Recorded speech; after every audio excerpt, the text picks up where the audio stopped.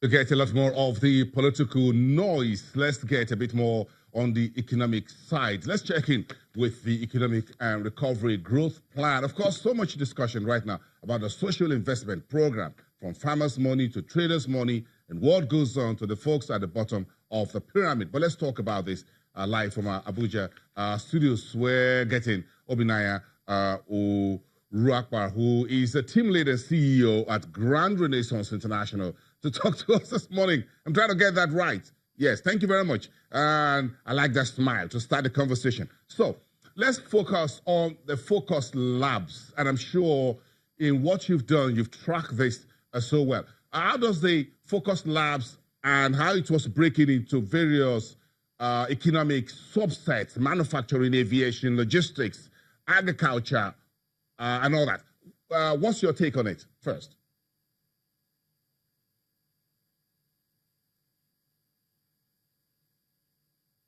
Okay, thank you, Boston. You almost murdered my surname, it's Uruakpa, but it's okay, I understand. The Focus Labs, it's actually a fallout of the country's response to the recession that we had earlier on, sometime in 2016, when for 2 consecutive quarters, Nigeria dropped below 0.9, at some point 0.4%, and then we just needed to respond. Now, oil prices have been dropping since 2014. At some point, came to about $30 a barrel. Now, being a monocultural economy, which many of us have been warning against for quite some time, Nigeria got very hit. And by 2016, for the first time in 25 years, we went into a recession. So the country needed to respond. And the response that the present government had was to introduce what is called the Economic Recovery and Growth Plan, early 2017. There was actually a retreat of the Federal Executive Council and the top echelon of the leadership of the country. And it was resolved that we needed to focus on some key areas. You had agriculture and transportation because of the nexus between agriculture, which talks about production, and then, of course, transport to move out what has been produced domestically and internationally. Now, there was also a focus on manufacturing and processing, which also makes sense, because by the time you manufacture, you also need to process and, of course, find markets. Then there was also a focus on power and gas, because the gas powers the power. And then, of course, that also affects the other sectors of the economy where you need to produce and also feed your economy. Now, what was discovered was that with the Economic Recovery and Growth Plan, we needed to have a plan. And the plan was the Focus Labs. This is the first time Nigeria is doing Focus Labs in about 19 years. This is the first time that we are bringing MDAs together, which is why the Ministry of the National Planning and Budget were brought together under one ministry. And then all the MDAs were brought together to have a synergy of sorts.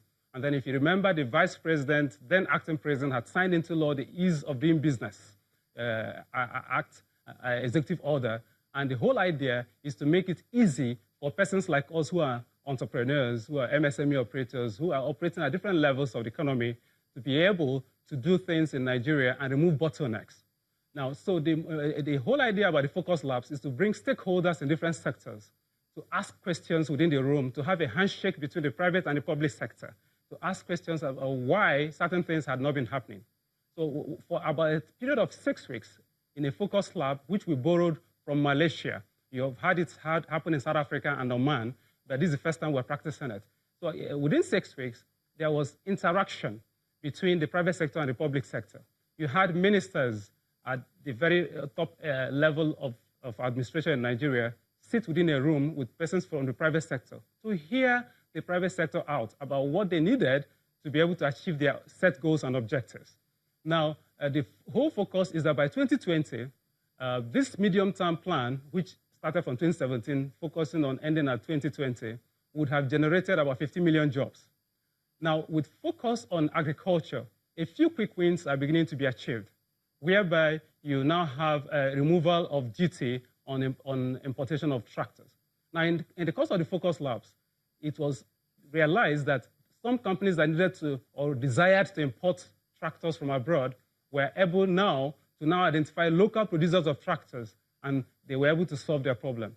We also had a situation where in power and gas, a certain company that had written a wrong MOU found out that the MOU was written with the wrong government agency. And within the period of the focus labs, in the course of discussion, that matter was resolved. And that organization now that already had an $80 billion debt, now converted it to a bond, and now is able to access more funding. We also had some organization in aviation industry that needed a letter of intent to be able to access some UK funding. They were able to resolve that. Then you also had some situation in Sokoto State where some chaps needed land allocation, and it had been a long tussle for over a year. Within a period of 6 weeks in a focus lab, they were able to get the Nigeria Shippers Council to talk to the Sokoto State government, and that matter was resolved. So in a nutshell, the whole idea behind the focus labs, just like the name implies, focus labs, is to focus on some key areas. And like I said, 3 key areas were identified, which were job creation, which had high potential for job creation. And it's believed that by 2020, yes, with the big target of 15 million jobs, there is likely to be about 531,981 jobs that would have been created from just these 3 areas. Now, if you also look at manufacturing and processing, you have the solid mineral sector, where if you look at the artisanal miners, you are able to now create jobs at the bottom of the pyramid, like you said earlier on Boasen.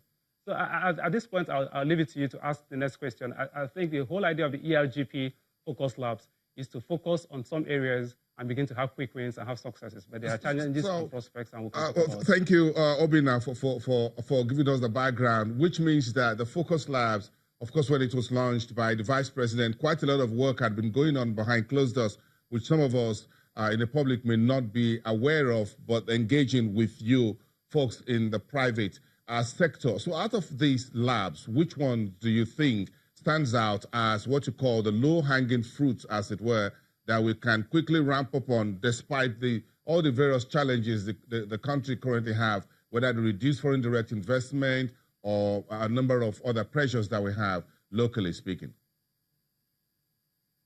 Excellent. The low-hanging fruit for Nigeria has always been agriculture. Now, agriculture in the sense that the land is already there. We have over 927,000 square meters of arable land. Incidentally, Nigeria as a nation has not been able to exploit more than 40% of this land. And painfully, even when the farmers succeed in producing, we've had challenges with moving access to markets, even though the farmers have struggled with their own resources. Poor farmers, peasant farmers, they've struggled with their own resources to produce. We still have a challenge with market access. So the quick win and the low-hanging fruit for us as a nation is to look at the sector that has a low entry barrier. And if you permit me, I will submit from my experience operating in the field and working with MSMEs and being an MSME myself, and also being a personal development trainer and working with individuals, getting them to get involved in entrepreneurship, and then dealing with issues of youth unemployment. The low-hanging fruit for us would be agriculture and transportation. And if you look at what is already beginning to happen with the infrastructure, the railroad infrastructure, you would understand that the inland waterways is also there. Nigeria has the 3rd longest inland waterways in the world, where you have 10,000 kilometers of inland waterways. Now, if we are able to take advantage and build infrastructure around that, dredge River Niger, and then open up the inland waterways to Barrow Port and all of the openings that we have, then persons in those areas would be able to produce and get their things on the barges and the ferries. And then those who are very close to Bida and some of those areas will be able to get on the railway and move their things from the up north and down to the south. Now, it's also interesting to hear that on each particular day, because of what we have been able to achieve with the rail infrastructure, going from Karon and Moda, Sokoto, down to Lagos, about 6,000 cows are consumed every day in Lagos. And these are facts you can get from the abattoirs in Lagos. Now, with the Lagos KB partnership, where with the Anchor Borrowers program that was introduced in November 2015, the KB state government was able to do an outgrower arrangement and then attracted some small-scale farmers who now supplied to the Anchor at the middle, who processed the rice. Lagos state government and KB state were able to go into a partnership, and then you now have the lake rice, which has been there for over a year right now. So I believe that agriculture and transportation provide for us a veritable opportunity to upscale and create jobs very fast. And then in the course of my research, what I've discovered is that the focus labs office is beginning to engage the sub-nationals, talking about the states and the local government. And you know, by the land use decree of 1978, the lands are in the hands of the states. So there is been an ongoing engagement with the states, and then the ERGP Focus Labs office at the National Planning Commission has begun to do consultancy for the states to begin to make them understand the need for them to put in place plans and structures and processes to be able to deliver democracy dividends for their people. So I believe agriculture and transportation provide us with a very low-hanging fruit. The second to that is manufacturing and processing. Now, by the time we're able to maximize the agreements we've gone to sign with China, in 2016, our president visited China. And again, this year, he visited China again. Now, we need to look at, during the FOCA meeting, we need to look at the agreement that was signed over $380 billion. Is it possible we begin to look at small machines that can be brought in here to begin to do harvesting, processing, and then begin to look at packaging? And then if you look at the 17 million Nigerians in diaspora, we begin to engage them to see if we're able to process and produce, and I'm happy that NIPOST has been able to launch an e-commerce platform. We begin to engage with our persons in diaspora to consume what Nigeria produces. Then the third would, of course, be power and gas. Incidentally, that should have been number one, but we know all of the challenges with the IPP. Incidentally, at the Focus Labs, there have been some engagement, because the primary thing I didn't say from the beginning, a focus of the ERGP Focus Labs, is to get the private sector to invest. Every government is assessed by virtue of the percentage spend. That's how you assess performance of government. Now, it's expected that where government spends $1, the private sector should be able to spend $7. For every $1 government spends, the private sector is expected to spend $7.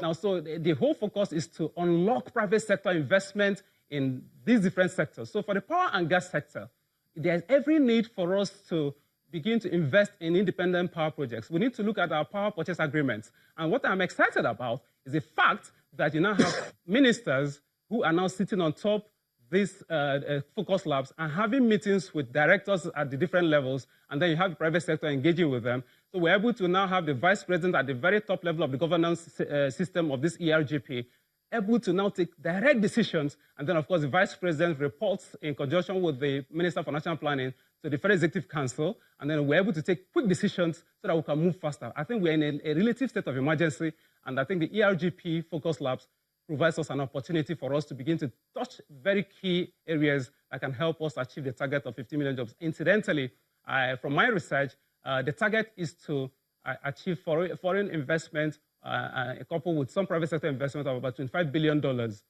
within the period of now and 2020. Obinnaya Uruakpa, thank you very much. We appreciate your time today. Very extensive discourse today and insight into what has been achieved. The team leader and the CEO at Grand Renaissance International, live from Abuja Studios.